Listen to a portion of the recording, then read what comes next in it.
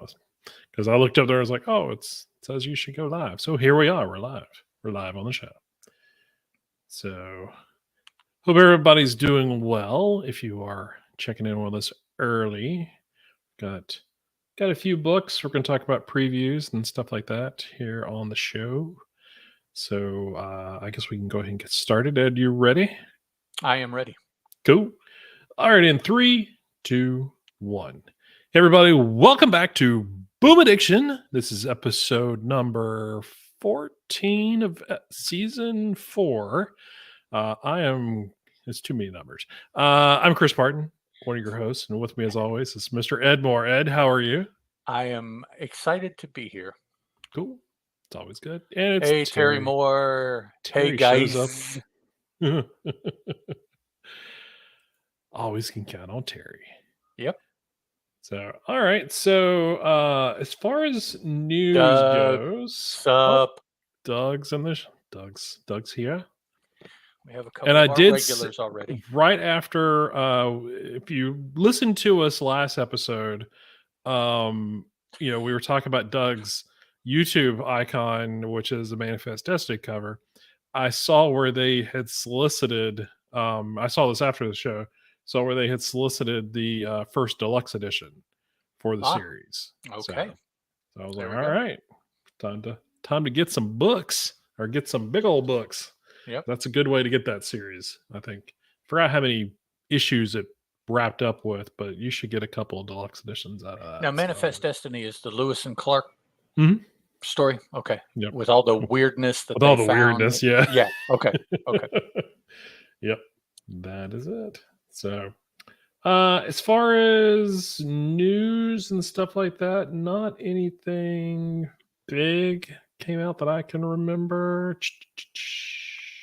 Did something get a second print? That's why I was looking in my notes. That's about the only thing that I remember. I should have left my email. Yeah, open. I think I don't know if Stuff of Nightmares. Oh no, that one was the sleigh ride announcement that I was still looking at. Okay. But then that's been about a week ago. No, I don't think anything sold out yet. Yeah, no, I didn't. That's crazy talk. So I'm surprised. Now on next week, I saw where the second printing of the first issue of Skywalker is out. Maybe that was bouncing around in my head. So maybe that's why I was thinking of that. That's a possibility. So, but good stuff. Cool.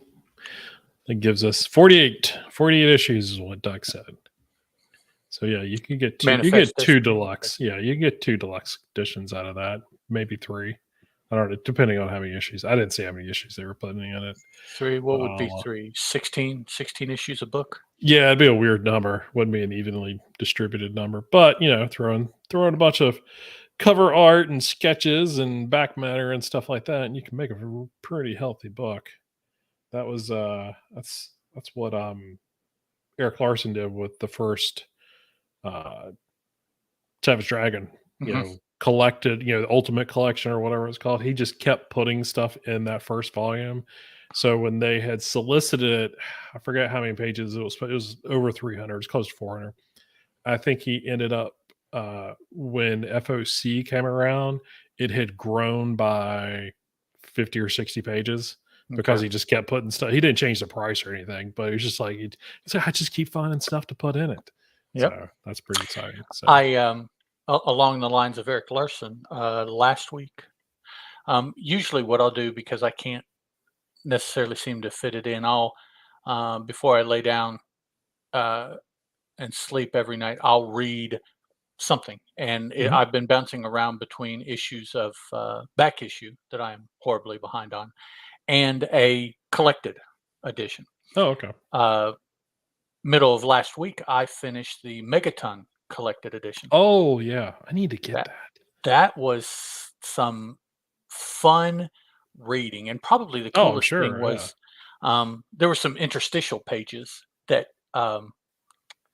Gary, I don't remember his name, the guy that was in charge of Megaton. Owns Megaton. Mm-hmm.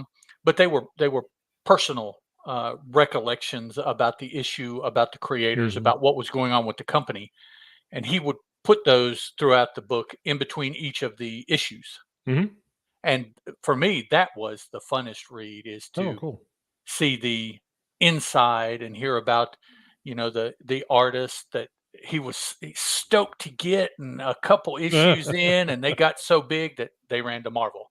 And Yep. then there was, Yep. and he kept losing. And I I'm not going to throw out names now because I'm sure I'll mess them up, but the names he was losing, it's like, damn, you got a hold of them. Oh, yeah. Yeah, I there's know that. a lot of guys early on in their career Yes. did a couple um things for that, yeah. Megaton finished with, Angel Medina.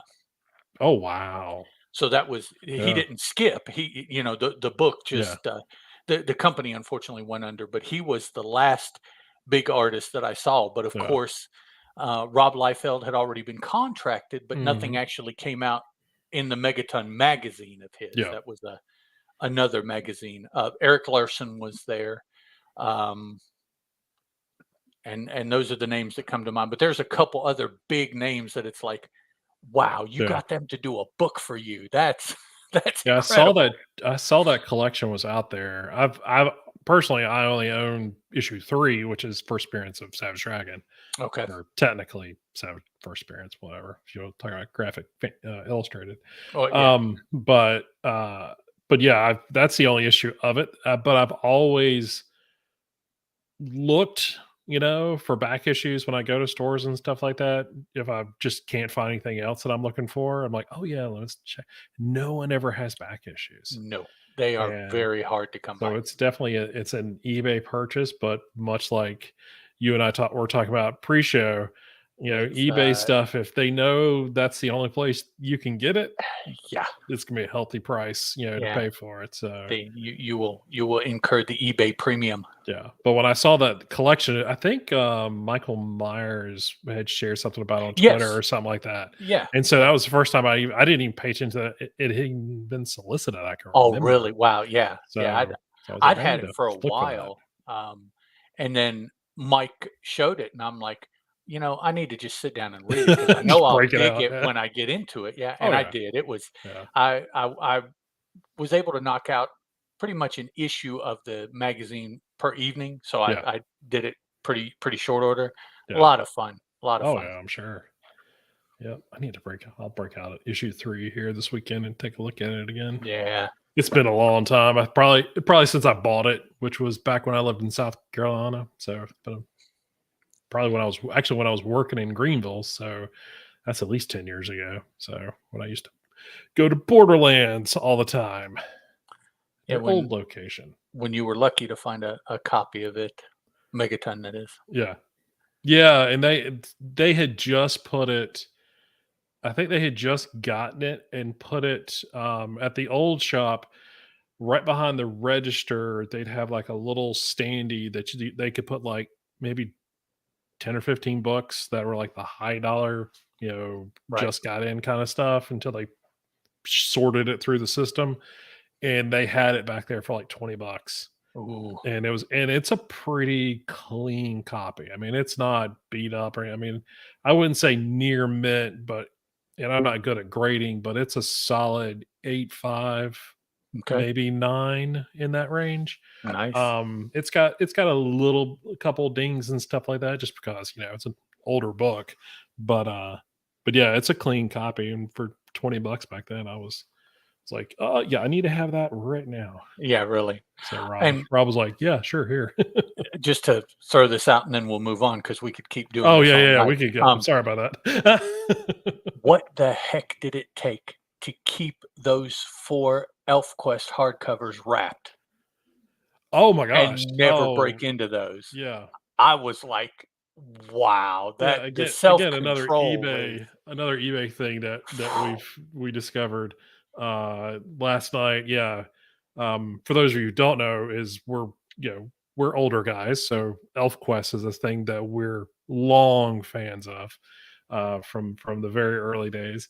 And and yeah, so someone had up on eBay 4 serial numbered hardcovers from 1981 that were sealed, like That still had the shrink wrap, I guess, on it. slipcase, A and slipcase they too. were still sealed. Yeah. Yeah, We're it's losing like, listeners, I'm sure, but at the dude. same time, it was an amazing thing, and I had a couple people message me going, "How do you not know that that was a thing that existed?" I'm like, "I've never, I never seen it before. I had never Never seen heard it of it." before either. I've seen a lot of crazy ElfQuest stuff from, like, Yeah, I fanzine kinda level stuff. I just and, like, I've got all of those early Warp Graphic trades and stuff like that, absolutely, yeah. but I've never I've seen never those. seen it in hardcover. But I'd you are never seen it in a correct. hardcover To keep it slipcase. sealed, that's Oh, man. ridiculous. I would buy all over Golly. those. So, okay. All right, 10 minutes in. That's Yeah, enough. Let's sorry. actually talk about some boom stuff. Uh, so so yeah, tonight we've got a couple issues we're going to talk about, and we're going to talk about the new preview solicitations that came out for December. So let's go ahead and dive into solicitations. And over here, if you're watching us on YouTube, we have the PDF that they send out that's basically previews what they have in the previews catalog, the pages there. If you're listening to us on the podcast, the audio, we'll do our best to describe what we can. We'll just mainly just kind of going through. I honestly have not looked through previews, looked through this yet. Oh, no? So Okay. yeah, so Ed suggested that we do this tonight, and I was like, that's a great idea. And then it dawned on me, I have not looked through these things yet. I mean, I know what the new books are because of press releases and stuff like that, Mhm, but I yeah. just hadn't had time to Yeah, like you can really always dive tell what's into gonna it. be in the next previews. Yeah, oh for sure. So So first up is, well, I mean, they've got Book of Butcher #1, which is a one shot for Something is Killing. We'll talk right. about it a little bit later, but that is on the front page. Um, so obviously, Animal Pound #1 of 4. This is the Tom King, Gross book. There's an ash can that was solicited last month that we talked about. So this is, a reinterpretation of Animal Farm, and so this is, I'm curious because I think you and I are kind of we we're sort of middle of the road with Tom King. I've read some stuff that I like that he's done, and some of the stuff it's not been bad. It just kind of fell flat with me. He does have sort of kind of a formula to his writing, Mhm. and so that's what I'm a little curious about because I've seen him do a lot of superhero stuff, and even though he's been sort of given sort of carte blanche to do a lot of creative things with these characters, I've not seen him do anything sort of uh, creator owned, kind of his Right. own kind of thing. So that being said, I don't know if his formula will work with this. We'll see. But it is a new interpretation of this. It's going to be $4.99 cover price, 32 pages an issue, and this first issue hits scheduled to be hitting December 20th. So I'm sure this will be one that a lot of folks are going to be ordering. A lot of people will be wanting to check out. One is Tom King. It's a Tom King boom book, which is I'm really interested in sort of that conversation of who approached who, to put this, together. Is this something he and Peter Gross have been sort of cooking up for a while and just looking for a publisher, or did they go to him? Or who knows? Or did Peter Gross come up with the whole thing and like, I need to find somebody who can help me with this? But they've got Tamara Bonaville on colors, which is amazing because Tamara is an amazing colors. Tons of variant covers, very lots of incentives, and of course a Scotty Young cover in there. So Yep. Scotty's starting to do some boom stuff. So he's got his foot in the door, and they're like, yeah, we like what you do. We think you think you can go far here. And even Clay Mann is getting in on there. Bill Sienkiewicz is on there. Gabriel Walta, who I think has done some stuff for them in the past, and then Yukio Shimizu. Is that close? Shimizu, let me see. Is it I remotely moved on close? here. Yukia, I think Shimizu would be pretty Okay. close. Yukia, Yuko, I more Yuko said it in a Shimizu. questioning tone. That's sort of a Ron Burgundy, Yeah, like question mark. eh, so. But a cool looking book. So this is actually Shimizu's variant cover. So that's menacing. And then Walta's cover, which is kind of neat. All the animals escaping. I've noticed for some reason in the past, I'll say this year, 2023, this Mhm. year, I can probably think of 5 to 8 mainstream or Kickstarter books that have starred animals dealing with malfeasance by humans Mhm. and evening the score. Yeah. So for some reason, that's a popular motif here. It seems in recent memory with, or at least those books have been attracting my attention at Yeah. the very least. Yeah. Of course, of the millions of books, I can't say, well, there's a whole lot. Oh, for sure. Yeah. Yeah, there's not a whole lot of any But superheroes, but they've at least come on your radar a lot more yeah, than yeah, others. I have Yeah. noticed that that's a thing and it's catching my eye. Yeah. Menacing Sienkiewicz cover, which Oh yeah. is, Yeah. I and then think Sienkiewicz could draw like, a rock and it would be menacing. yeah, exactly. Yeah. It's So yeah, a lot of good preview art and just sketch stuff.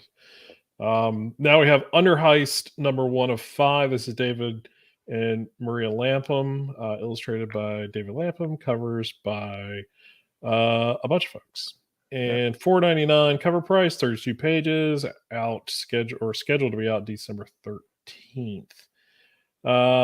This is, let's see, solicitations on it, or it says after his gambling addiction brings David to the lowest point in his life, decimates his personal life, he'll do anything for one last chance of setting things right. But the road to hell is paved with good intentions. He may just be in luck, if he can call it that. The grapevine yields illicit fruit, and as he learns of a heist, one involving a tunnel system that no one uh, that that no one knows better than the former NYC subway veteran David. So it's a hard-boiled crime series, supernatural horror. So that's a interesting mix that has been done before, but it's always interesting how it's done. And I think the Lamphams can do some good stuff. So What is the big series that he's known for? You threw out the name, oh, Stray Bullets. yeah, the other Yeah, night when we recorded. Yeah, Stray Bullets. yeah. So some good stuff there. Here's some previews, some cover. Oh, it's a Dave Johnson variant cover. Uh, love Dave Johnson's covers. So some sketch covers and stuff like that here in previews. And then we move on to Book of Butcher number 1. This is a one shot written by James Tynion the fourth, illustrated by Werther Del. How does he have time to draw this and the series? One of these must have already been in the can. I would guess so. In colors by Michael Morto. It's a $9.99 cover price, 64. That's why I asked, why, how does he have time? It's a 64 page, book, um, and out sometime toward the end, December 27th. So this is leading into the 5th anniversary of something. Is fifth? That feels like Wow, it's been around. that is Wow. just, dude. So, entering the 5th anniversary of Something is Killing the Children and building on last year's Book of Slaughter, Maxine Slaughter steps into the spotlight in her journey from the white to black masks. So, I do like Maxine. I do like what they're doing with her as far as her story. We're getting, I mean, Tanya is doing world building in a variety of ways, and I like that we're getting large, one shots about Maxine, and and not needing a third series or her taking over the House of Slaughter book or something to that effect. Now, could we be building toward a situation where uh, Erica is on the sidelines, after this current arc is over, and then Maxine steps into that series? Who knows? Um, but you know, I'm kind of curious on what he's going to be doing. We're 5 years into it now. What's 5 more years going to look like? As far as these books go. Hopefully, they'll all still be going strong. I wouldn't see why they wouldn't be. I think he's got a winner on his hands here. You keep throwing out anniversary dates. You realize that in less probably than a year and a half, Boom will hit 20. Oh yeah, oh 20. Yeah, that's just 20 years. Remind me, and we'll talk about that later. Maybe next episode. I got thoughts about that. Okay. I didn't think about it being 20 that soonish. But yeah, it's kind of one of those things like 20 years, huh? What is it? It's like November, October, November, I think is when they started, right? Something like that, yeah. Yeah. So, well, it's about 2 years, I guess, from now because Yeah, we're okay. So about we that got in 23. So yeah. yeah, But in 25, I mean, they'll be 20 years old in yeah. 25. That's gonna be kind of cool. Yeah, Publisher that would not quit. man. Starting out in Ross's apartment in the spare bedroom. And now look at those guys. So covers here for how now we're at House Nope. Slaughter number Yeah, we moved. 20. They They ain't only showing had us the one nothing cover. about the I was little like, one here. wow. That's it. We didn't get any preview art, any sketches. We didn't get Well, they know jack they don't stuff. have to sell that one. Well, They're that's like, probably yeah, right, they're already lined up. We don't have to. we're do like, more. yes, we know it's a one shot, but we also know you're buying it, so don't worry about it. We're not dumb. So but House Slaughter number 20. Created by Tyan and Daldera, written by Sam Johns, illustrated by help me with that one. Letitia Cadonisi. Thank you. Letitia Cadonisi. And then colors by Francesco Segala. So, and a lot of more covers, obviously. I say, and I don't say that in just like, oh, there's just more covers. They do some great covers. But it's always entertaining. TBA is doing the FOC. Oh wow, Yeah. When you say that out loud, TBA is doing FOC reveal cover. So we hadn't quite figured out who that guy's going to be. But yeah, so we get and they're doing the spot UV cover for this too. So we have a $3.99 cover price for this for the multiple covers, and then a $5.99 spot UV cover. So they found a new thing, a new gimmick, and people are buying it up. So there you go. Keep going at it. So 32 pages as usual.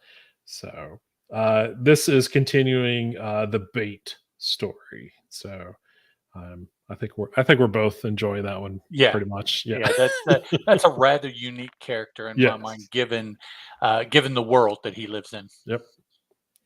And then we get Something Is Killing the Children, Volume 7, the soft cover for that. That's collecting issues 31 through 35. So $14.99 cover price, 144 pages.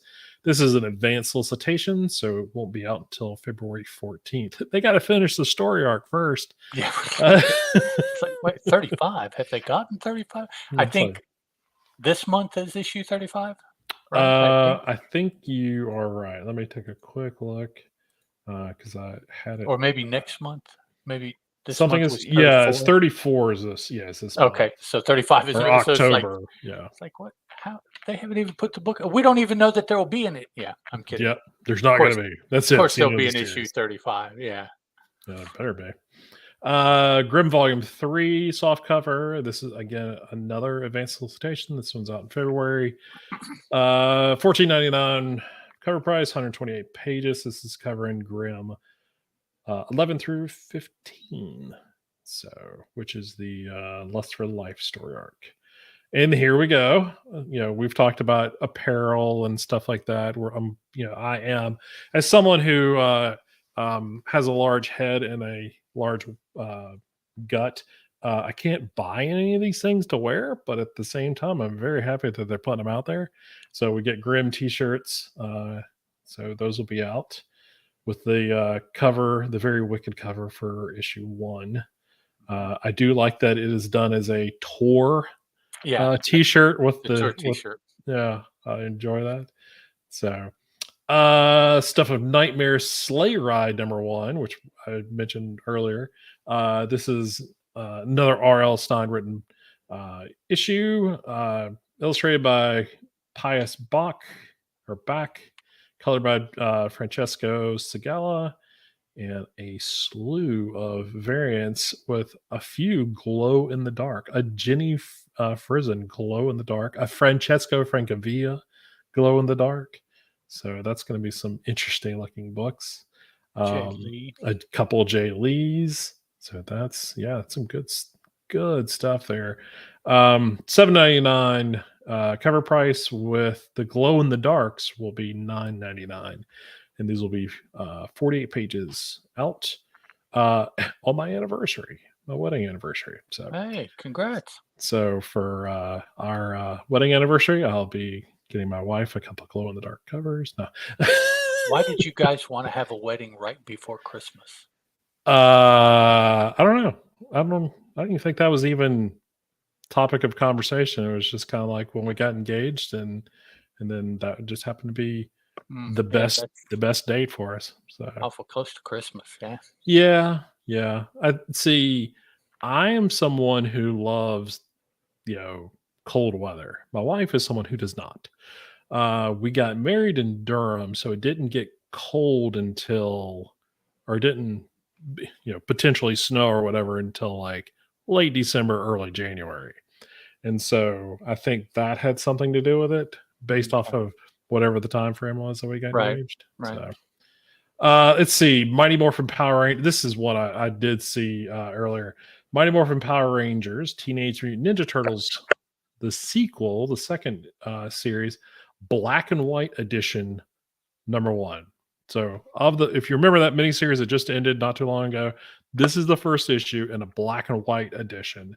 So here it is. We get Dan Mora art in a black and white for it. It's not a pen and ink issue, which I'm curious on why they went this route. But either way, we do get Dan Mora, Rangers and Turtles in black and white glory. So this will be at the end of the year. $4.99 cover price, 32 pages. So good stuff. I'm looking forward to that. And they do have, if you look down here at the bottom, an homage, a black and white homage cover. First Turtles. Yep, that is Bon Bernardo who's doing that particular cover. And then there's a black and white Jenny Frizen cover that has, I don't think that's, I guess that's April. I'm trying to remember with the Pink Ranger, because she has the bow and everything. I don't remember. Either way. Mighty Morphin Power Rangers number 15. Moving on keeping on, I guess, until the darkest hour. That's already started. Written by Melissa Flores, illustrated by Simona Del Galafelsi. Jean Felice. Thank you. Simona My wife would be like screaming at me, just butchering these last names. She'd be like rolling. These things are just rolling. Tell her to go measure a counter. So no, I will not do that. 32 pages, $4.99. Quite a few variant covers as well. Go draw an elevation or something. Dude, she's done plenty. She's actually much calmer now. She's kind of gotten to her sketch flow. Okay, So I told her, I said, just once you kind of get the flow, you're good to go. Once you hit that level of Zen, you're kind of good to go. Yeah. So another advanced solicitation is the Power Rangers Archive Book 1 Deluxe Edition. Oh boy, we're talking about like the old Power Ranger stuff. Because you see Fabian Nicieza, Scott Lobdell, and a bunch of guys. So Steve Ditko. This is 560 pages out on Valentine's Day, $75. This collects Mighty Morphin Power Rangers from the Hamilton comic series, volumes 1 and 2. This collects Mighty Morphin Power Rangers Saga number 1 through 3. Mighty Morphin Power Rangers from Marvel Comics 1 through 7, Mighty Morphin Power Rangers Ninja Rangers 1 through 5. So that is a healthy, and I had wondered when or if Boom would get the opportunity, because I knew they would do it if they had the opportunity. But to publish a new or some giant collection collecting all those old books because they're way obviously way out of print, and I don't see too many, of those old trades or anything like that Mhm. coming around. So I like the fact, and again, not a huge Power Rangers fan, but can appreciate the fact that, that they're really giving, the current, and new Power Ranger fans, look at some of this oldish. It's not super old stuff. But yeah, like you just said, Steve Ditko, you're getting Steve Ditko, Ron Lim, uh Al Bigley, who Derek else? Robertson all the way there at the Yeah. end. Oh, Derek Robertson. Yeah, good lord. Yeah, I mean, you're getting to and Ron Lim does, his cover on dude. this. I Yeah, mean, and that's a nice if that's what the cover is going. I mean, that's a really nice trade dress. I'm curious what the spine looks like, obviously, how it looks on the shelf that way. But that's a nice looking cover. So good on them for getting around to getting the opportunity to do that. I'm curious how many archive volumes that will be because I don't know how much of that older material is out there. So, but we will see. Next issue is Ranger Academy #3, which we haven't even gotten into the nope. series yet. Next week, right? That'll be next week. Yeah, Yeah. the first issue of that. So that's Maria. What I'm really doing is I'm trying to work on my last names and stuff like that. So I'm doing my best here. Issue 3 is Maria Ingrate Mora, and illustrated by Joe. I'm never going to get Joe's last name. I would try Mi Gyong. Mig Young. Okay. Yeah. And then colors by Fabiana Mescolo. Again, most of these are $39 $39 $3.99. Sorry about that. And I was looking at 32 pages. This is why I kind of went off the rail there. And 32 pages out on December 6th. So I am looking forward. We've talked about not covering Power Rangers that much anymore, but I am, we have talked about when new series like this start. These are Mhm. fresh characters and stuff like that. We definitely want to look into it and talk about here on the show. So we'll definitely be talking about #1 next week when that comes out. Orcs the Gift #1 of 4. This is the new third volume of this particular series, Christine Larson's Orc series. $5.99 cover price, 56 pages. If you have not tried out Orcs, I would highly recommend going back and picking up the first 2 trades. Pick up the first trade, see if you like it. I'm pretty sure you're going to enjoy it. I mean, these are pretty fun books. And then pick up the second, the Orcs the Curse. So they have them available. First trade is $14.99, and the second trade is $16.99. So, and here's another cover if you're checking us out here on YouTube. It's always good stuff. Lotus Land #2 of 6, another series we haven't gotten into yet. This is written by Darcy Van Polgeist.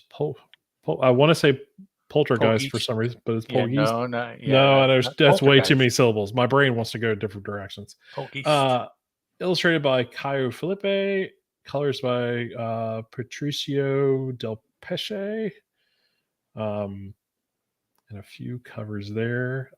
This is again a new series we haven't even. I don't think. I think the first issue obviously was solicited last month, so we haven't even got a chance to read this. But yeah, so it'll be a new series, $4.99, 32 pages. Space between it's the same thing. It's the second issue of 4. Karina Becco and illustrated by Danny Luckert. $4.99, 32 pages. I'm a little curious about this one because of just sort of it's sort of that space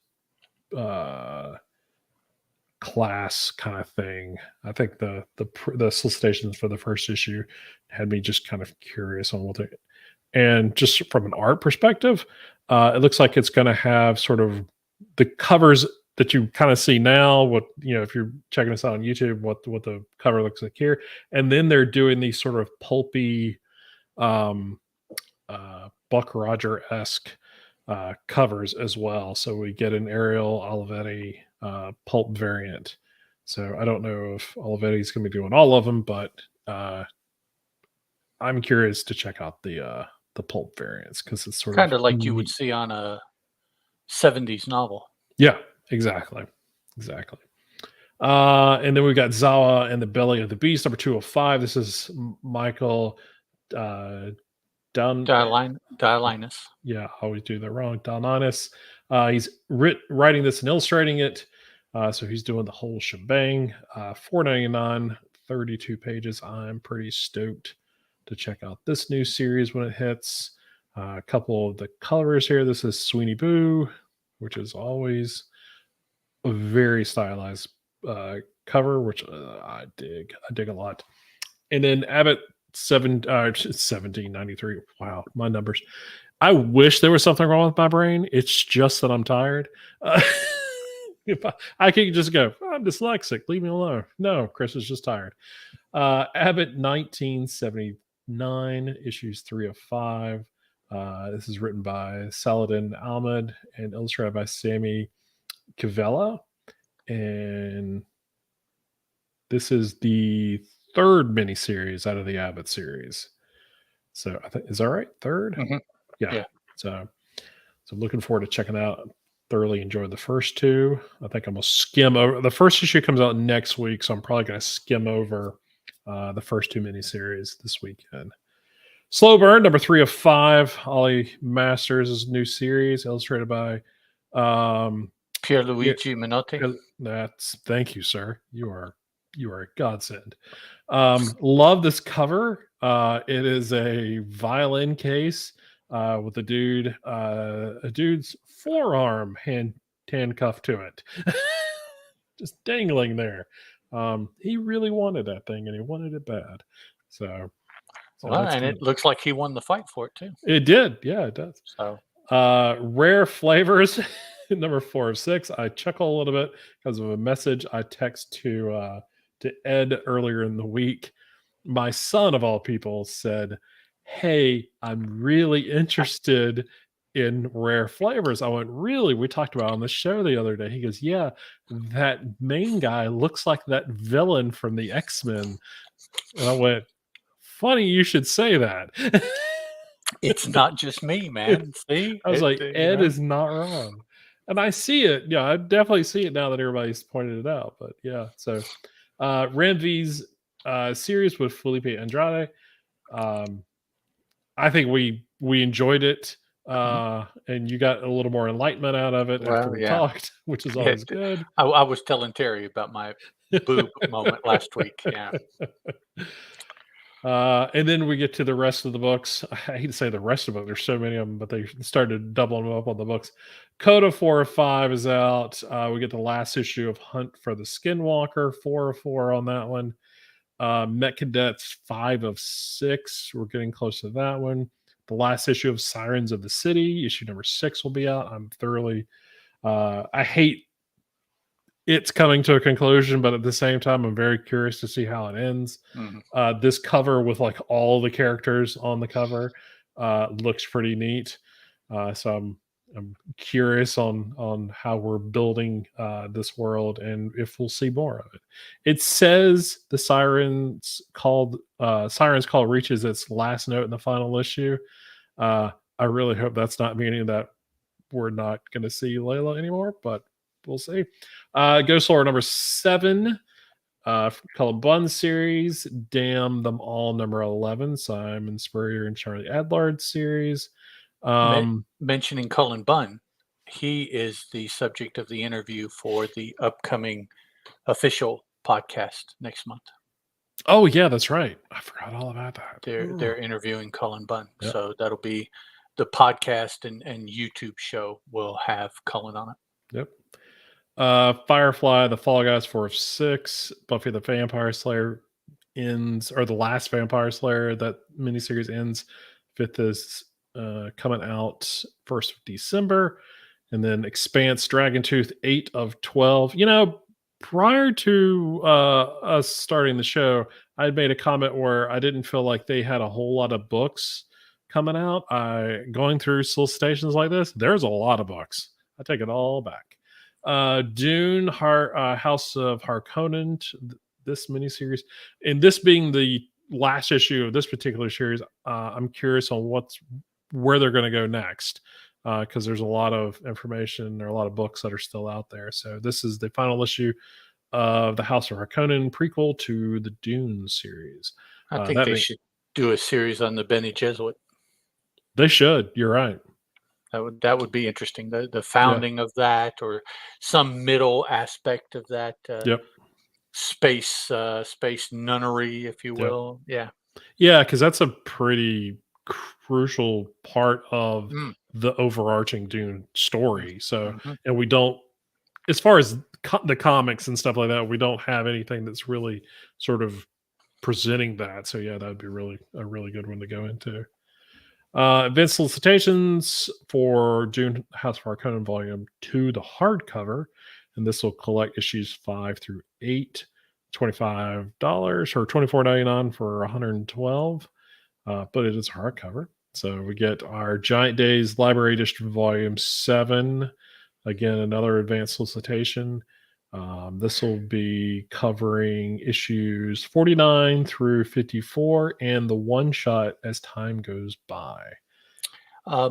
Not to take anything away from fans of Giant Days, Mhm. but this makes me kind of salty that the Lumberjanes to the Max Oh gosh, has yes. not been seen for a while. They Yes. still have enough material for. Actually, I was just looking at this today. Two, I think, or three, if they want to include their one shots of the to the max compendiums, and I really want them to finish that book in that format. Come I'm on, gonna guys.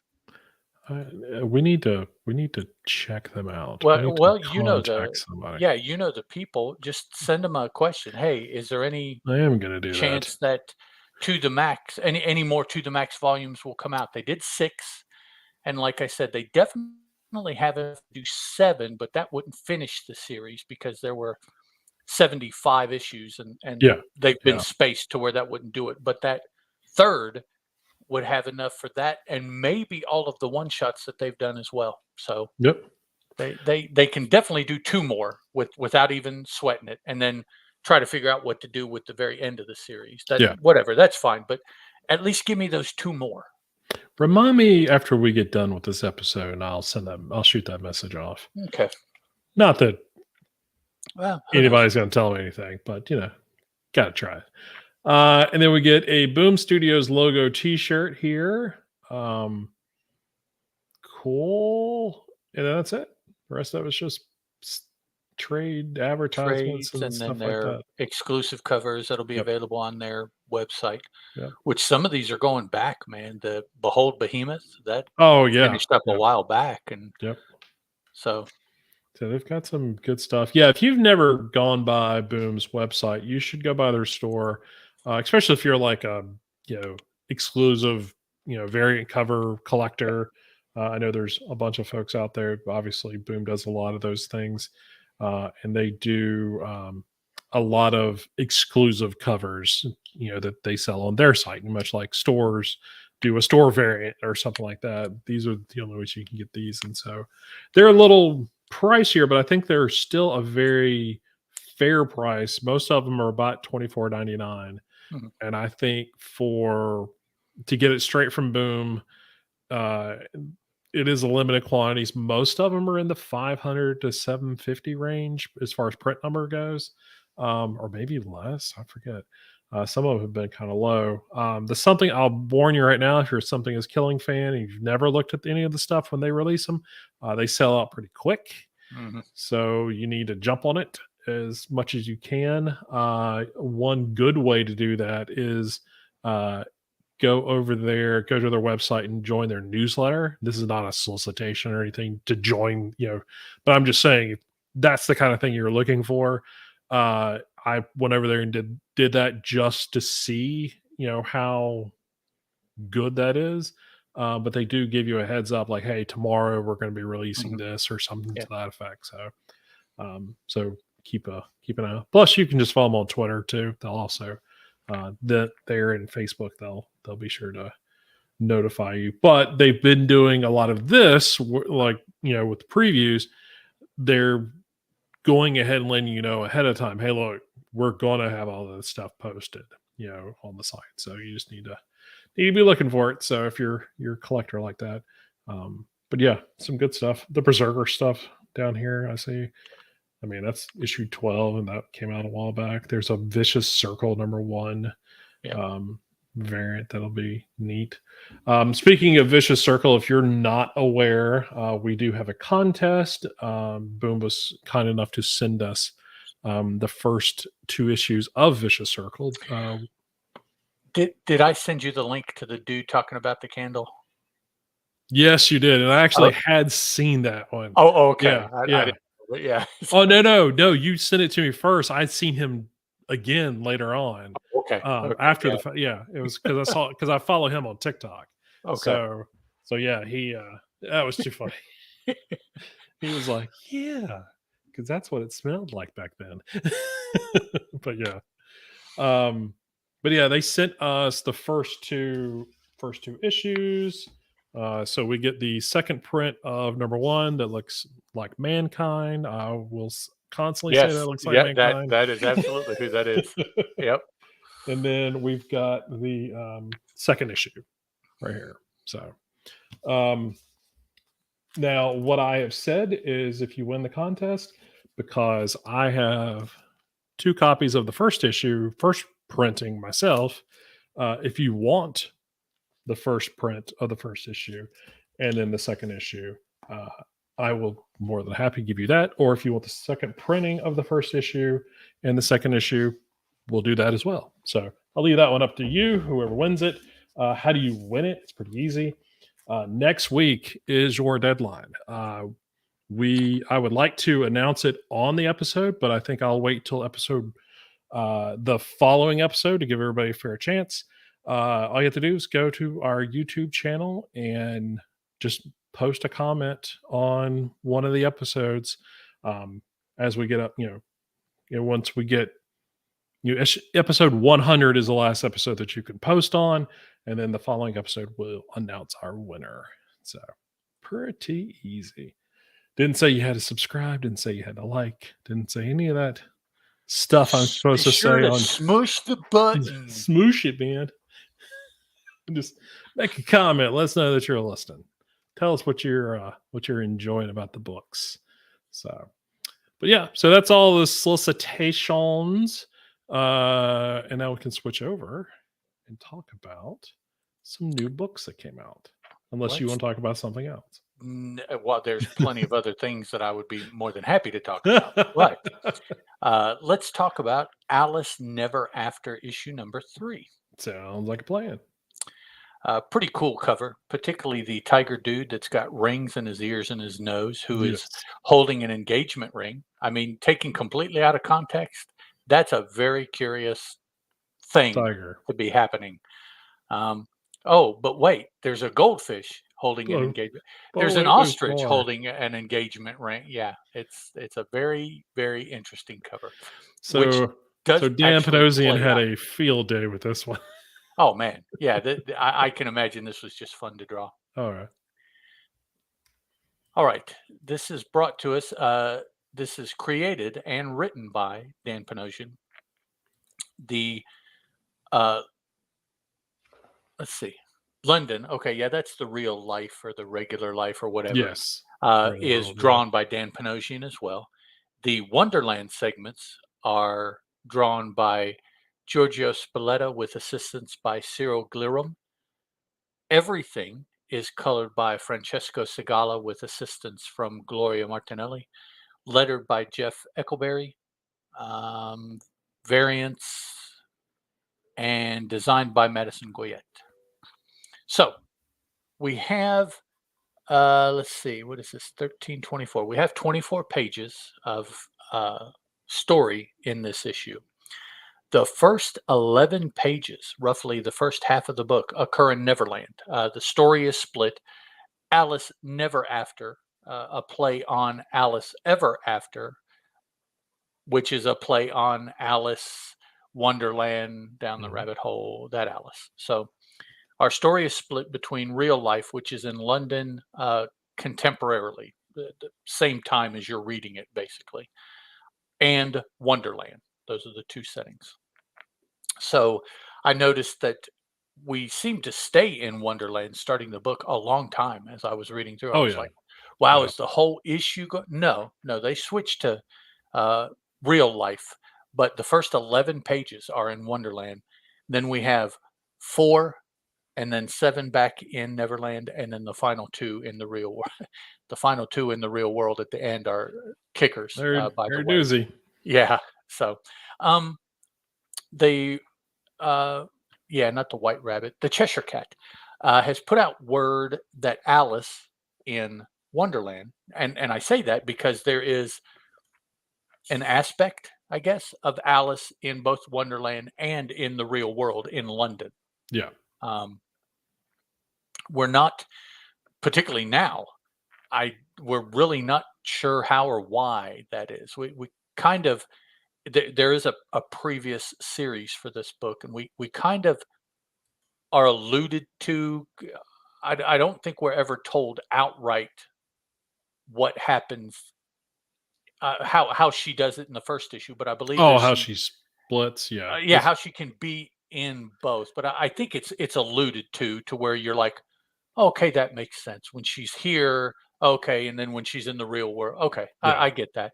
This one it could be the same thing going on, but I don't know. It doesn't have the same feel of the back and forth, really. Gotcha. I Yeah. get the feeling in this book that these are happening simultaneously almost.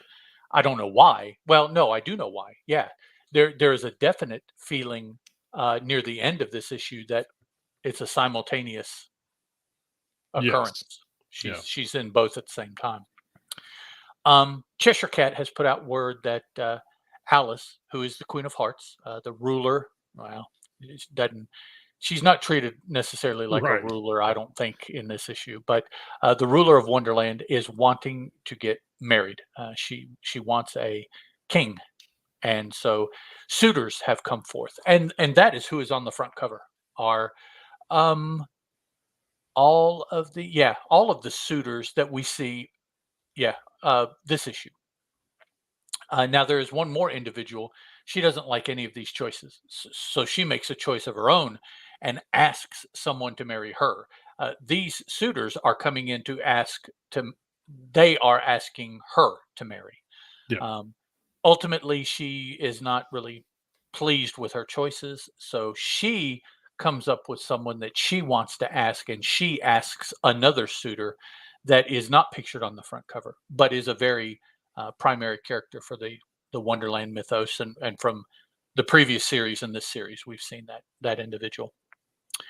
Um, in the real world, she Alice is very um, it's almost like she's in hospice, but it's not hospice. She's in like a sanitarium, like you hear of at the turn of like the 20th century, where people will have issues of a psychological nature that is severe enough that no one really wants to deal with them or perhaps knows how to deal with them. So they put them in a sanitarium, and Mhm. you've seen movies like that with sane and seemingly crazy people in rooms and wheelchairs and all of this kind of stuff. That's the kind of environment that Alice has found herself in. Her sister is trying to get that changed because last issue something occurred. uh, uh, Someone is responsible for doing something to Alice that apparently is the result of, or the result of that is the situation that we are encountering in this miniseries, as far as Alice and how she's behaving and what's happening to her. So her sister is talking to the person responsible for that because they say that they maybe can fix things or partially change things back, Yeah. or at least make things better for Alice than they are for her right now.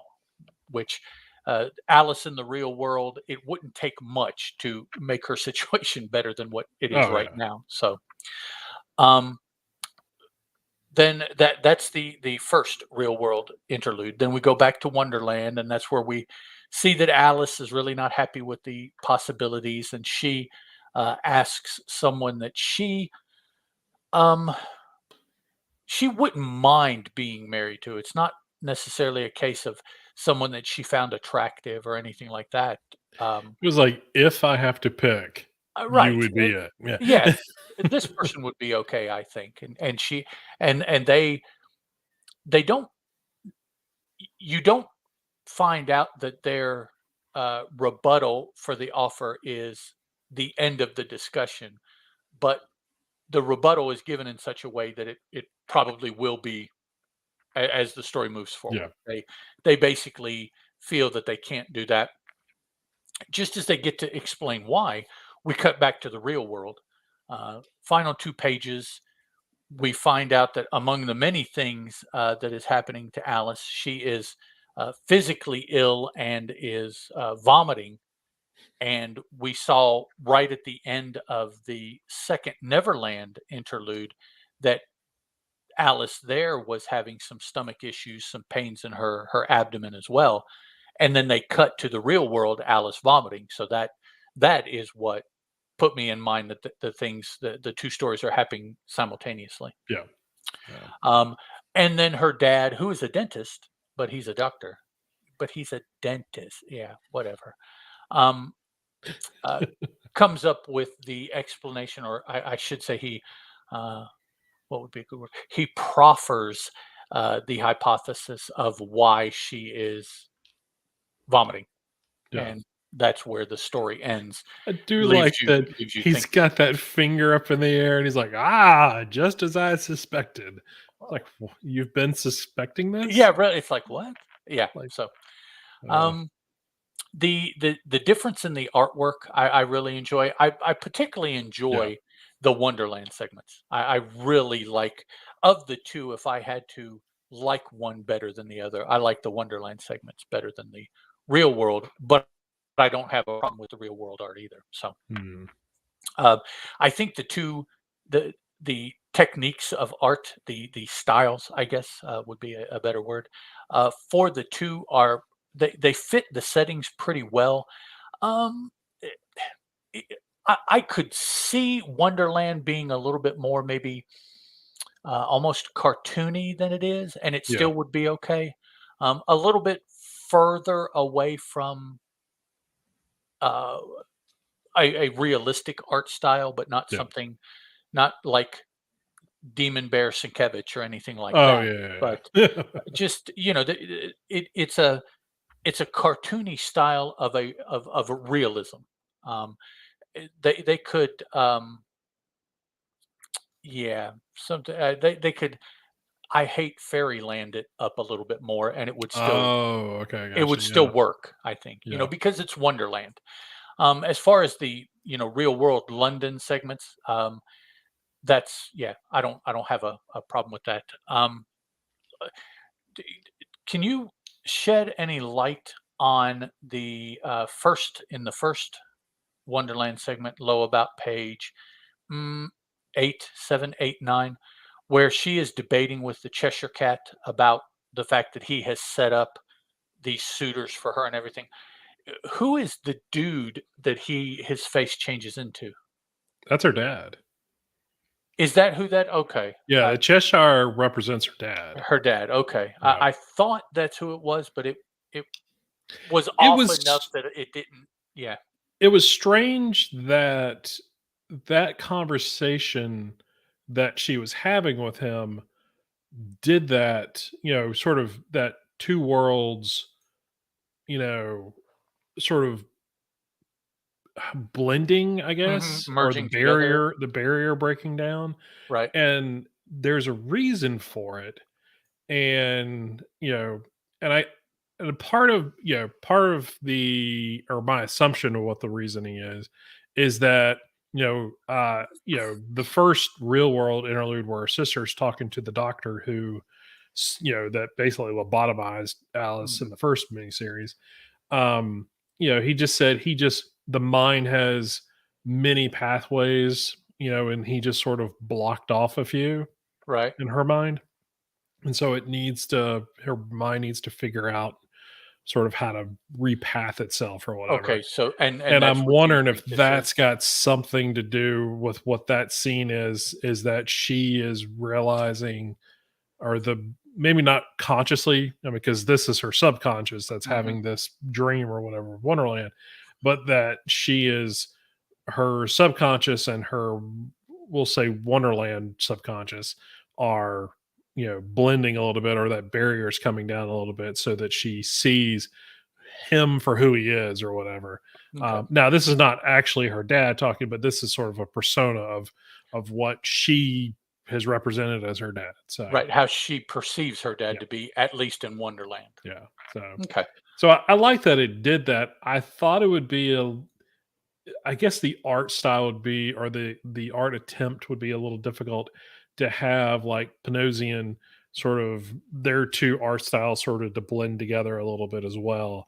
That might be a little more difficult, but it would have been interesting to see because Panosian's doing the real world, stuff and not the Wonderland, which is opposite of what happened in the first miniseries because we got less Wonderland stuff in the first miniseries, and so Mhm. he was doing that art.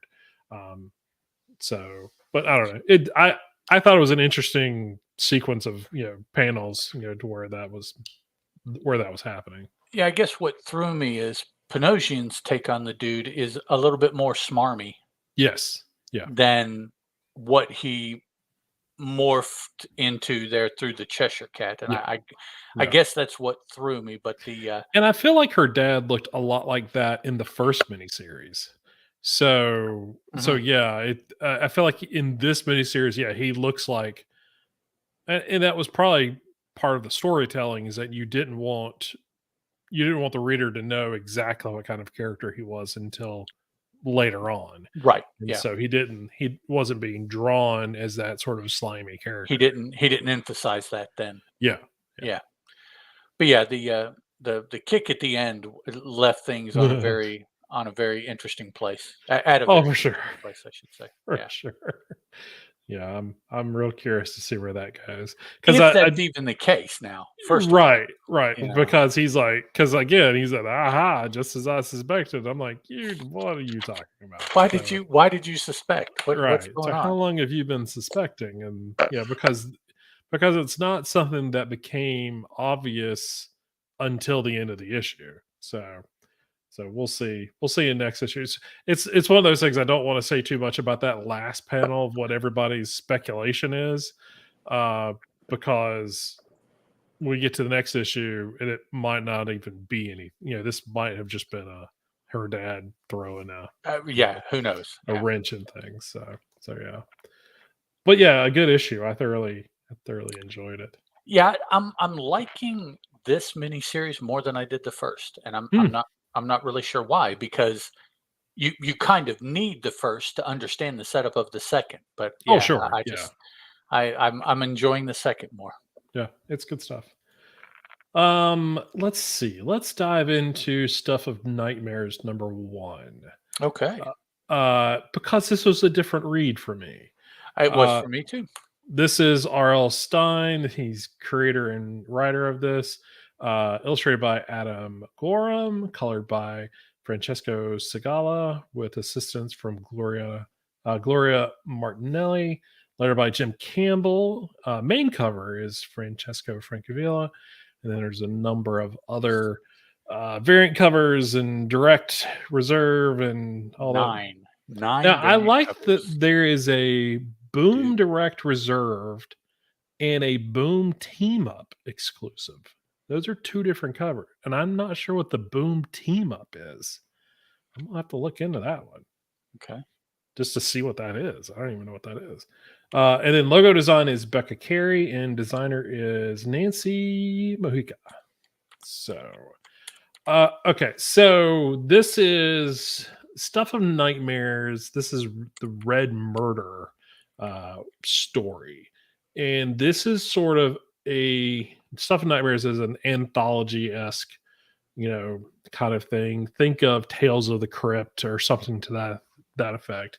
We've got a narrator who is a sort of creepy shadowy figure and everything, that is that addresses the audio or the reader, himself, and and talks to you and stuff like that, and tells you sort of uh kind of about the story and everything, until you sort of then blend away, and you're actually seeing You what the mean actual story is. like the Crypt Keeper or like Yeah, Rhonda? like the crypt keeper, yeah, for sure. I I prefer like Rhonda. Remember Rhonda from USA? Up all night. Oh yeah, I do. Ah, I'd there forgot we all go. about Or who was the other one? Gilbert Gottfried Gilbert Gottfried did it too. alternated with her. Yeah, Yeah, yeah. I'd forgotten all about that. Yeah, that's what you keep me around for that is. is nostalgia. I I bring you live in for in the nostalgia. nostalgia. I have to Yep. keep you around because my brain can't remember 2 weeks ago, Oh, is that? Oh, and okay. yeah, so I need someone who actually has who's been taking their memory medicine and can Mm. actually remember. So I don't even remember what the memory medicine is called. I just Well, I know but you wouldn't remember that. but I So wouldn't remember. So it's just it's yeah, just one of those there things. you So go. and that's why I don't typically read my books until the day of the podcast, because I'll Oh, I forget. So yeah, I do that as well. There's no way I'm going to read it 3 days ago and talk about it tonight. That would not work. so so the story that this is, and again, there's a cliffhanger. This is self-contained story, so if you want to check it out, this is a good sort of one-shot story to read. All these things are like this. Um, I'm not going to spoil it for you. I think that's sort of the payoff for picking this book up and reading it and everything. I will say that there are two turns, two twists that I enjoyed. I can almost say I saw it coming, but then it diverted my attention elsewhere. Well, Kind of. but yes, I don't disagree. But I think the whole point of reading the book was the journey more so Oh, for sure. Yeah, than the goal. You know, in yeah. just to encapsulate that very Zen way of being. It's not the journey's end. It's the journey Oh, itself. yeah. No, You know, so seriously. um, I and to me, it definitely felt like something older, whether Oh, it it's did for a sure. a 70s movie Yeah. or it just I'm not exactly sure where I would say that I encountered that story style, but it was it's been something that I have been exposed to, Yes. maybe not read a whole lot of, but yeah, so yeah. So the beginning of this issue is a origin story of the Red Murderer, and or the Red Murder, and it is a comic book that this guy makes. Well, this is the artist of the book. He created the origin of this character and all this other stuff, and basically what it is he's a lab assistant, I guess, who works at a blood bank, and he gets pushed into a uh, display, or a bunch of contaminated blood, which then makes him crave blood, and he has to drink blood. So he goes out and murders people and drinks their blood to, to satisfy his bloodthirst and all this other stuff. So it's the first sort of opening art or opening pages read super super campy, and I was like, okay, well, I can see this being sort of a very campy, series or whatever like that, or issue. And you come to find out, oh no, this was a comic book, and so what this issue, is talks about, now the artist has, this is like 20 years later, he's no longer, super popular. This is a work for hire story. So he didn't get any of the residuals from it and all this other stuff. He's not been able to come up with a new creative idea or successful idea since. So he's sort of, very miserable, and is trying to sort of restart his career through going to conventions and getting people to know him a little bit and all this other stuff. Well, then uh, during sort of the success of the Red Murder, there was I guess, a movie series of him, and so we're at a con or a comic convention where, or horror convention where the Red Murderers, the actor who played him, who was not a very intimidating guy, but he's there, and so it's a very I guess a world in which we're familiar with sort of the setup. We're comic fans, we've been to conventions and stuff like that, so it's all that kind of feel to it. We can like, oh, that reminds me of someone that I know, or someone I'm a fan of, or whatever. Yeah, That's absolutely. so and so that's kind of what the story is. The story is, uh, and then all of a sudden, the murders start to happen, sort of copycat murders that are copying the Red Murderers sort of MO from the comic series and the movies and stuff like that. And um, so we try and figure out, that's the gist of the story is figure out, okay, well, what's happening, who's doing it. And so fingers get pointed to the actor, because, and he's like, no, he has an alibi and stuff like that, and then and then and then Alex, who's the artist, who came up with the idea, he's got a bright idea who he thinks the is behind all of this, and he gets the police involved and all this other stuff. And it's this very, it's still, even though it's not in the comic world, it's still a very kind of campy thing, because the Red Murder, every time he talks, it's very campy lines. It's like I can't believe anyone would say that in real world, but I guess if you're a crazy person who thinks you live in a comic book, maybe that's what you would do. Um, but yeah, so he always yells like into the murder verse. He gets ready to attack somebody, which is hilarious. Um, but so overall, the story is really fun. It was the art was really, I enjoyed the art. I've always enjoyed Adam's stuff, or Alex's stuff. And I mean, sorry, Adam is the artist of the book. Alex is the artist of the Red Murder. I'll get them all straight here in a second. Um, but it's a really good art style and everything. It is a very bloody and violent issue. So kind of keep that in mind going in. But I think the stuff with Nightmare series, we've already kind of talked about that in the past, that this is a more quote unquote mature kind of reading thing. This is not Goosebumps by any stretch. But it does sort of have that Goosebumps sort of story structure to it. So it's a familiar, if you're familiar with R.L. Stein stuff, I mean, it's not super out there kind of thing. As away from what you would have read from in the past, but it's super enjoyable. I it's just, I think it sort of, like you said, it was sort of an older tone to it, and it Mhm. sort of rode that like campy line just enough to where I appreciate it and enjoyed it a lot. Um, Now the twist to it and everything, and the reveal, we do find out who the murderer is and everything by the time we get to the end of the issue.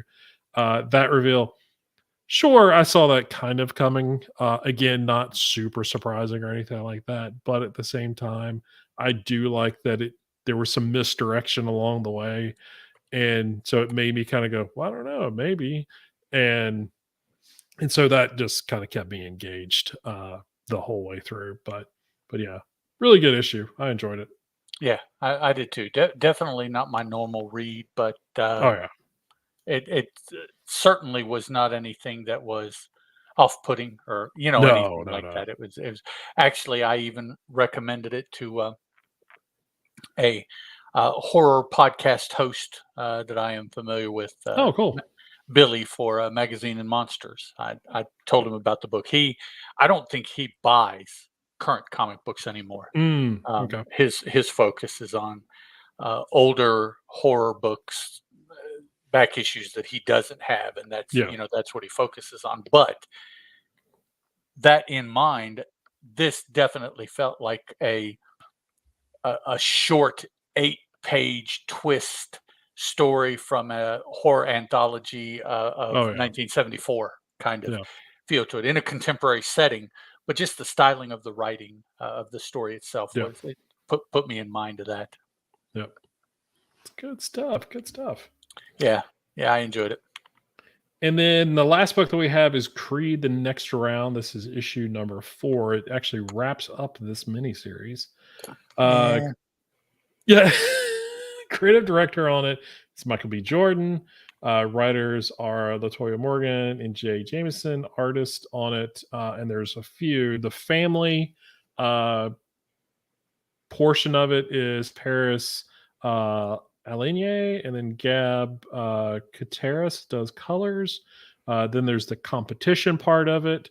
The pencils and inks for that is Leah Cabrello, and then the colors for that is Gab Contreras again.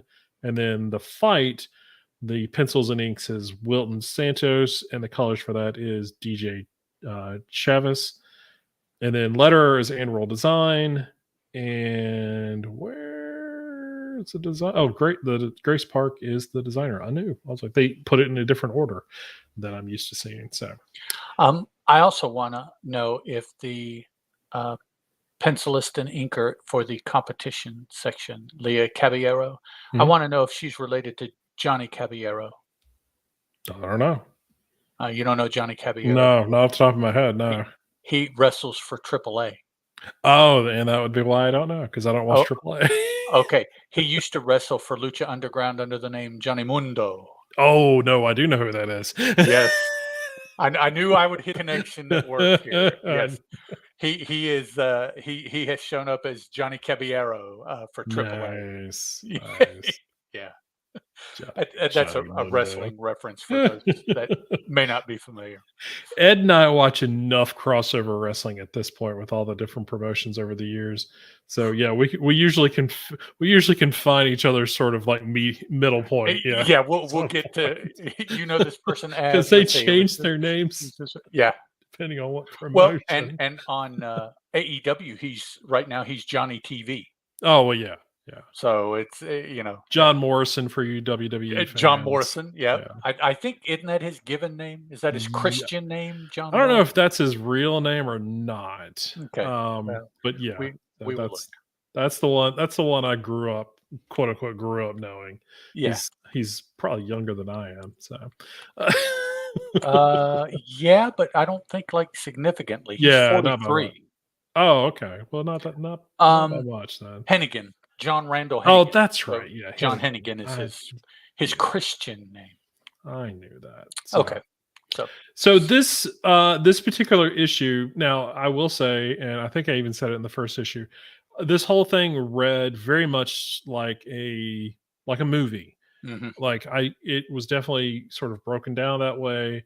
None of that should take away anything from the actual story itself. I think structuring it and the pacing and how it was delved up into 4 issues, all of that felt the way it should, for a comic book. So all that was fine.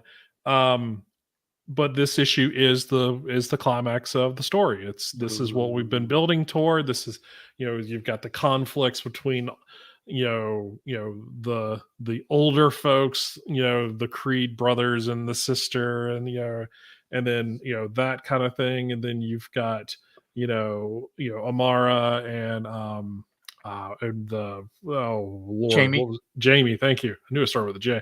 You've got their whole conflict and build up for the tournament and everything, which obviously you knew they would meet each other and in the finals and stuff like that. And while I think we got halfway through this issue, I was kind of like, we hadn't got to the tournament yet. Like, how are Mhm. we going to do Yeah, this? really. It's like you're going to squeeze all of that into what's But the left. but the pacing for that, because the preliminary stuff wasn't necessary. Like, we knew they were going to meet in the finals, Yeah. and there was no, because they even established, hey, look, if they're ever going to meet, they're going to meet in the championship. Yeah. So that kind of thing. So we knew that's what was going to happen. So you know, in a movie that would just be the montage, Mhm. of Yep. building toward it. And they do a That's very good job with the art in these, in these pages to provide that montage feel to it. So I think that was done very well. Um, I do like that at the end of the issue, after the fight, and how things sort of fall out between all of the characters, that Amara and Jamie are the two that walk away sort of shaking hands and going, "All right, we'll see you next time." We'll be facing each other in a few, and there wasn't like this, like Jamie was mad that she lost, but she wasn't, and her granddad was, irritated because of the quote unquote distractions of everything, uh, of the whole tournament, and what's his name, the older Creed brother and everything. Alex. Yeah, getting in the way and stuff like that. So there was obviously those kind of things, but as far as Amara and Jamie go, like they were building up, a very, heated, competitive story for the two of them. But they talk smack to each other, and they never, it never felt like it was a I'm gonna get you if it's the last thing ever. It wasn't that kind of tone to it. Um and they sort of walked away like, all right, I'll we'll face each other next year or whatever kind of thing. They had Yeah. 2 interactions, one pre-fight and one post-fight. Yeah. Jamie, neither time was as big a male organ as she had been previously, No. which No. I found kind of interesting. Yeah. I like this Jamie more than I did reading that Jamie. Yeah, Um, and I think the previous so issues, that quote unquote version of her, was because of everyone building up the hype of how she was going to take down Amara. And well, I but think, it wouldn't have been lessened pre-fight. Now, it would have no, changed you're right. post-fight because of the results of the fight, of Yeah, course. yeah, But pre-fight, she should have still been in that same frame of yeah, you're mind, right. but she certainly didn't come across that way. Yeah. So, character tone change. Yeah, and I guess you could even say character development. I mean, it wasn't out of Maybe. Yeah. character, but it was a change of character. So, Well, and you even get this one scene where she's doing push-ups, and she's got a picture of Amara next to her with like a target on it. Like, all right, is that just like the picture, or did she actually draw a target on her? And so that would sort of establish a little bit about her character. But I do think it was interesting and not surprising, when we get to the end, that all of the older Creed siblings were sort of at each other's throats, yeah, you know, you like knew that that would makes happen. sense. So the miniseries doesn't end on a, you know, out of left field kind of ending. I felt like this is kind of what we were going to get. But like you've said earlier, it's more about sort of the journey of how we get to this point. Yeah. And I enjoyed a large majority of it. There was a couple spots where I was not, I didn't like the characters themselves. I didn't wasn't the story I didn't like. It was sort of like, well, yeah, you're being a jerk, you're being an ass, you're being, that kind of, like, I felt like a character, characters were sort of not the best people in the world, but at Mhm. some point that's what all characters, have the potential of being, is, they're your favorite for 1 minute and the next minute they're not, so I think overall this was, a very well put together thing. I was really surprised how much I enjoyed it, not because I was, surprised by the creative team. I had faith in the creative team, but it's one of those, we've talked about licensed stuff. Sometimes I'm not the biggest fan of just sort of licensed material. So it's, how do you come across and make that, enjoyable in a comic book format? I think Latoya Morgan, and Jay Jameson did a great job with it. How much did Michael B. Jordan, and how much was he involved in it? Who Mhm. knows? I I mean, don't know. they know obviously, but we don't know. So was he just sort of there as a reference, as far as tone and character, because he knows these characters. I mean, he's done 3 movies, so so he knows these characters pretty well.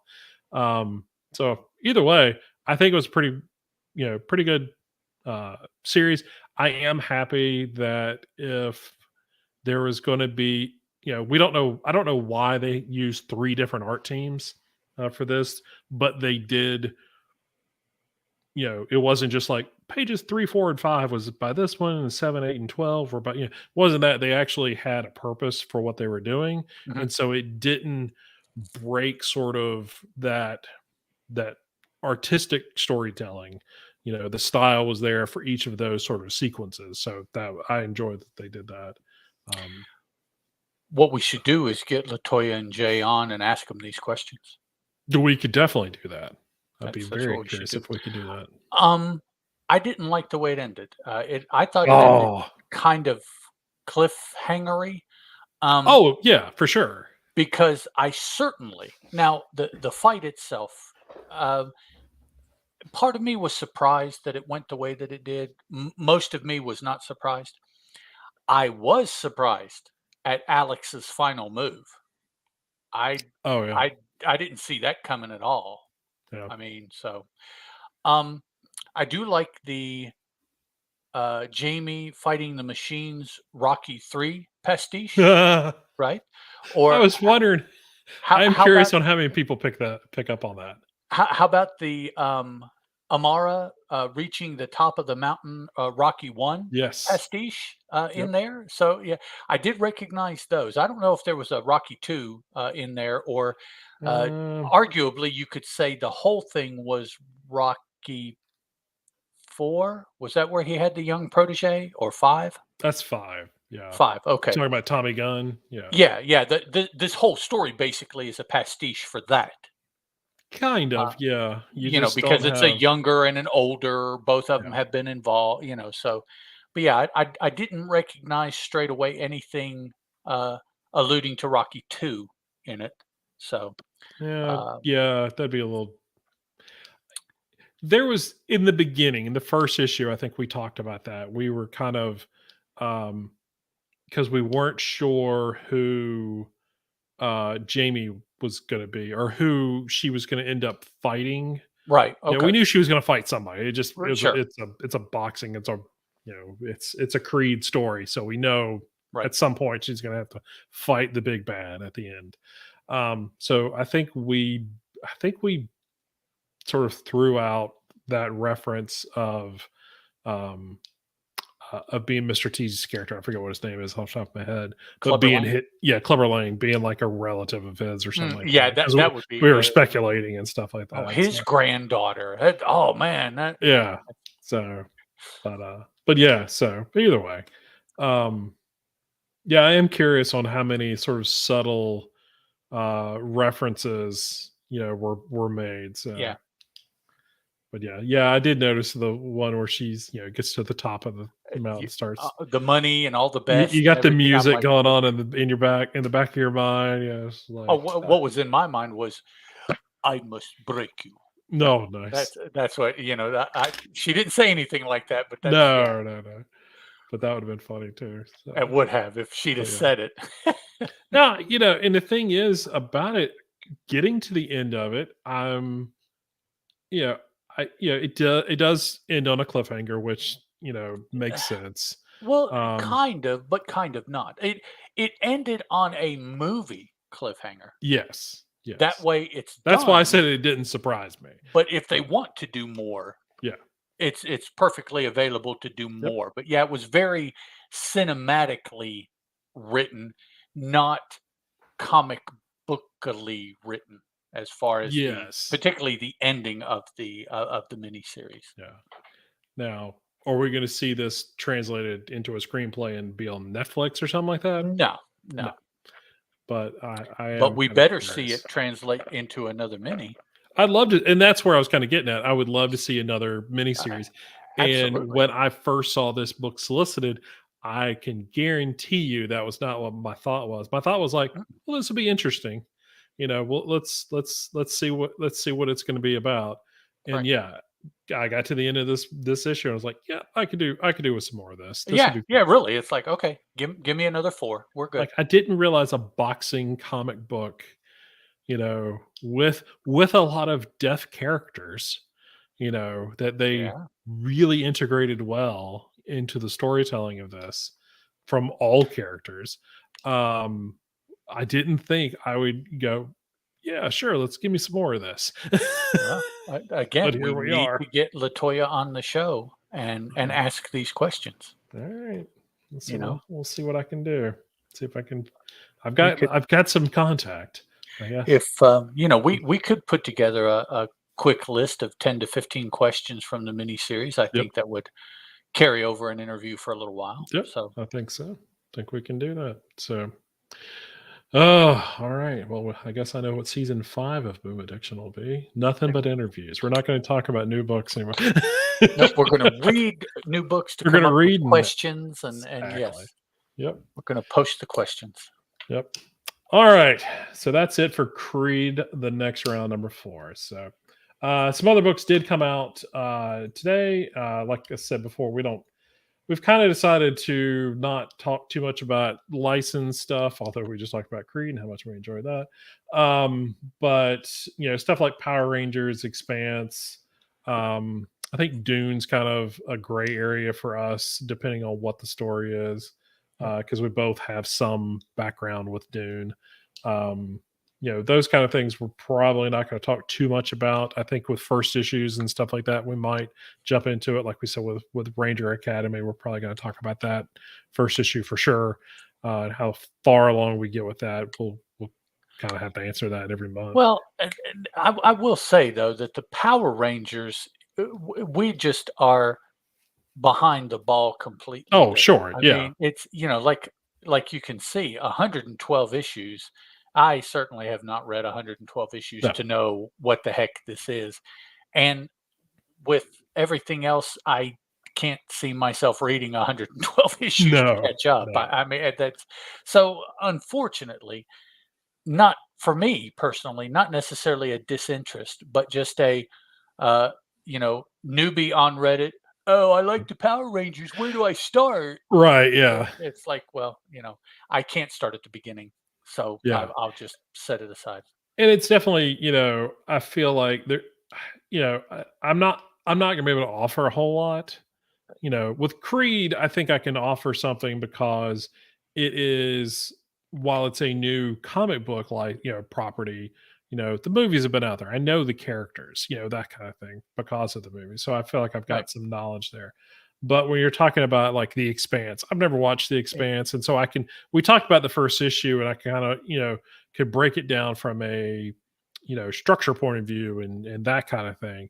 But I'm not going to be able to provide someone who's a fan of The right. Expanse You don't know the anything characters. new. You don't know. So Yeah. It's other and than annoyance, probably. I watched the first couple seasons, but I Mm, believe it hit 5 or 6. yeah. And of course, it's all based on a series of Novels. 12 Oh yeah. novels or something like that. So yeah, all of that source material I'm not familiar with, Yeah. other than the first 2 seasons of the TV show, but that was 4 and 5 years ago. Yeah. So yeah, good luck getting anything decent out of me about those shows. Yeah. It's just yeah, Yeah, and our goal is to not sit here and sort of spin our wheels on stuff. We enjoy kind of getting yeah. into a book, talking about stuff that we enjoyed about it, and provide a little bit of entertainment as well as a little bit of information. We're not taking ourselves too seriously here, but at the same time, we don't want to waste your time on stuff we're just going to spin our wheels on. I will say the first season of Expanse had Punisher on it, and I enjoyed him. Oh, Thomas Jane Yeah, yeah, or I Dolph enjoyed it. Lundgren. Yeah, no, Thomas Jane. I enjoyed his character on there a lot, and Yeah, the main character, the actor I recognized from somewhere, but that was it. I didn't yeah. recognize any of the other characters, so Oh, okay. or any of the other actors or Actors, yeah. actresses. Yeah, So, all right. Next week, like I said earlier, we're gonna, we'll have the new Abbott series, Ghost Lore, Ranger Academy. So we've got some stuff to talk about there. So good. Should be a fun episode. So, I think that's about it. I I, don't have I much more to add. nope. I think that's it. All right, cool. You can come check us out over on the website, boomaddiction.com. You can email us at boomaddiction@gmail.com. Please send your letters in. We'd love to read some letters. Yes. Uh, and it could be, we're not looking for letters about, if you got questions or whatever, you'd love for us to sort of source it out and figure out stuff. send it on in. We love Any we kind love of that kind of feedback. stuff. We love that. That's awesome. You can come by our Facebook group, which is Fans of Boom Studios. You can come by our forums, which is just another fanboy at freeforums.net. Yes. You can come and check us out on Twitter. The podcast website, What You Do, is on Twitter at Boom Addiction. You can follow Ed at Teal Productions. You can follow me at Chris Parton if you want to get in touch with us that way. By all means, do that. That's probably the easiest and most fastest way to get a response out of us. I think that is it. That's all the stuff. So if you've listened to us on the podcast, thank you very much. I know those episodes have been getting up a little late. We'll fix that this week. No worries there. And if you've been checking us here on YouTube, thank you very much. Please subscribe, like, and no, whatever. As long as you're checking us out, that's cool. I think the biggest thing is if you just tell your friends about us, tell your comic shop, hey, I think these guys talking about Boom, and I think you need to be listening to people talking about Boom because you need to buy some more Boom. Yep. We'll enlighten you. We can tell you what we like, which is a lot of it. We can tell you what we don't like, which is very little of it. But there are some. So, but as a retailer, we think you should be picking up Boom stuff if you're not already. And I do think you should be getting some of your customers into it. If you're a retailer and you're curious and you're afraid to reach out to Boom for whatever reason, I don't know why. They've got some of the nicest people over there working, especially in the retail area or sales area. As I'm getting ready to message, Josh after this show, in the retail area, butter him up a little bit before I send a message out to him. And you want to ask us stuff about that kind of retail stuff? Fire it over here. Send us an email or hit us up on Twitter. That'd be great. So, all right. So, Ed, sir, as always, thank you for joining me. Yes, sir. And we will catch all of you next week. Goodbye. Ciao. And we're out. So if you're still watching us, thank you very much here on the YouTube. I see a few of you are still here. Doug, if you're still around, appreciate it as always. Terry, I think Terry's gone. Yeah, Terry, I think I heard Terry hit the sack. I was like, I saw lights on in the background and I saw lights go off in the background. Yeah, that was right across the hall. So I was like, oh, she's done. So but yeah, so thank all of y'all for checking us out, and we are going to cut the feed here on YouTube, and we will see all of you next week. Bye. Bye, guys.